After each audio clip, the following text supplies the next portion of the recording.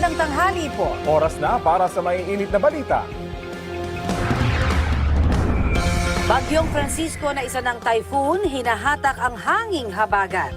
Ilang lugar sa bansa may nakataas ng tropical cyclone wind signal. Malalakas na pag-ulan na may kasamang hangin nagdulot ng pagbaha sa ilang bahagi ng Metro Manila at sa Mindanao.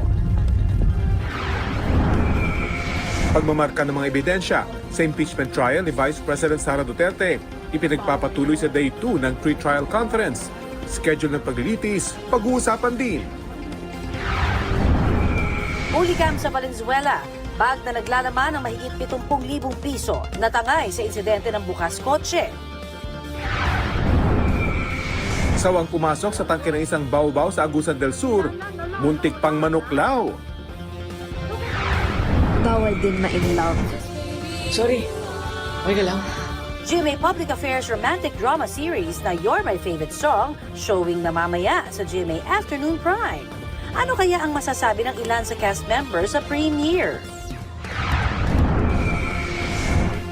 At ang pang-main character na saya ng isang lolong kinumusta ng kanyang apo gamit ang CCTV. Sa bintana na yan. Water cannon,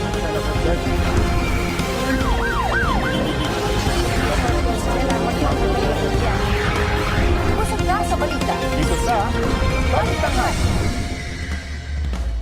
Mga kapuso, isa ng typhoon ang Bagyong Francisco. Tinatawid na po niyan ang Philippine Sea. Namataan niyan ng Pag-asa 650 km silangan ng Tuguegarao, Cagayan, kaninang alas 8 ng umaga. Taglay po nito ang lakas ng hangin na aabot sa 155 km per hour. Bahagyang bumagal ang bagyo mula sa 30 ay naging 15 km per hour na lamang ang bilis nito habang kumikilos pa west-northwest. Ngayong umaga, nakataas na ang Tropical Cyclone Wind Signal number 1 sa Batanes at sa northeastern portion ng Cagayan, kasama ang eastern portion ng Babuyan Islands. Tumutok po dito sa Balitang Hali para sa 11 a.m. Bulletin ng Pag-asa. Base sa latest forecast track, mapapanatili ng bagyo ang lakas nito bilang typhoon habang tinutumbok ang extreme northern Luzon.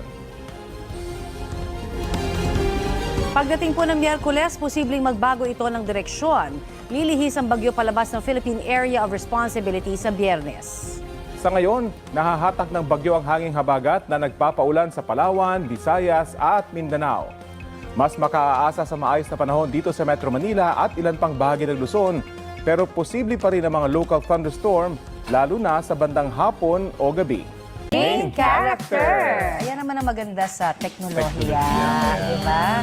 At yan po ang maiinit na balita ngayong tanghali. Ako po, si Connie Sison. Rafi Tima po. Kasama niyo rin po ako, Aubrey Carampel. Ito po ang GMA News, walang kinikilingan, walang pinoprotektahan. Noon at ngayon, serbisyong totoo.